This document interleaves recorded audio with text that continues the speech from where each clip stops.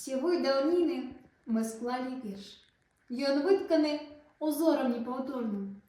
Тут фарбаў прыцягальны водар свеж і зразумелы змест жыццё у творы. Я з радасцю паведамлю ўсім пра свой музей. Ён родны кут завецца. У кожным экспанаце дух часін. Жывое сэрца напамінам б'ецца. Што маем у музеі не злічыць і нельга расказаць, бо трэба бачыць. Мы ў госці запрашаем стрэчы быць, бо родны кут для нас так многа значыць. Сацыяльны заказ дзяржавы выхоўваць грамадзяніна і патрыёта, далучаць вучняў да вытокаў нацыянальнай культуры, традыцый продкаў.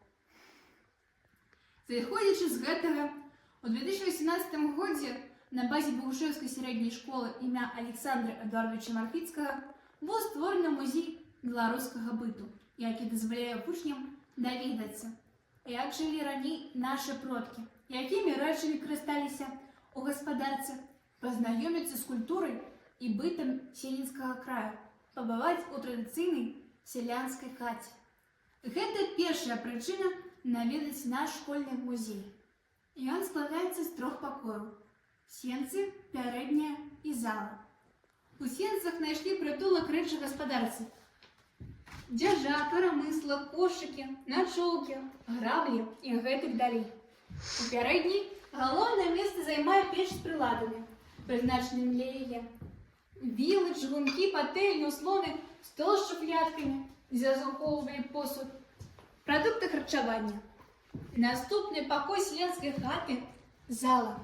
На сценах фотаздымкі, дываны на падлозе, саматканыя падложнікі. Тут шмат ложкаў, упрыгожаных вышыванымі посцілкамі і падузорнікамі. А якая беларуская хата без ручнікоў? Зараз гэта сапраўдная рэліквія, а раней суправаджала нашых продкаў ад нараджэння да смерці.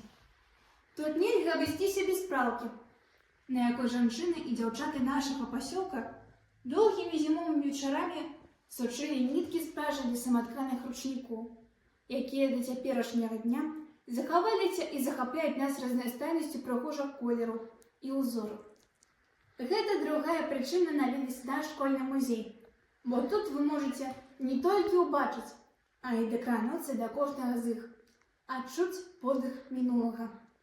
На базе музея створаны аб'яднанні па інтарэсах: спроба пяра, юны экскурсавод, музеязнаўства, традыцыйна праводзяцца экскурсіі, віктарыны, інтэрактыўныя гульні, тыдні беларускай мовы і літаратуры. Удзяляецца павага і пошукавай працы. За даследчую работу «Пралка як прадмет нацыянальнага побыту» вучаніца 11 класа Шпакоўская Сафія атрымала дыплом 2-й ступені. Культурная спадчына Богушевскага краю непаўторна і захапляльна. Наша задача – захаваць і перадаць яе традыцыі сучаснікам. У гэтым заключаецца трэцяя прычына наведвання музея, бо будучыня краіны, народа цалкам залежыць ад таго, якія яго нашчадкі.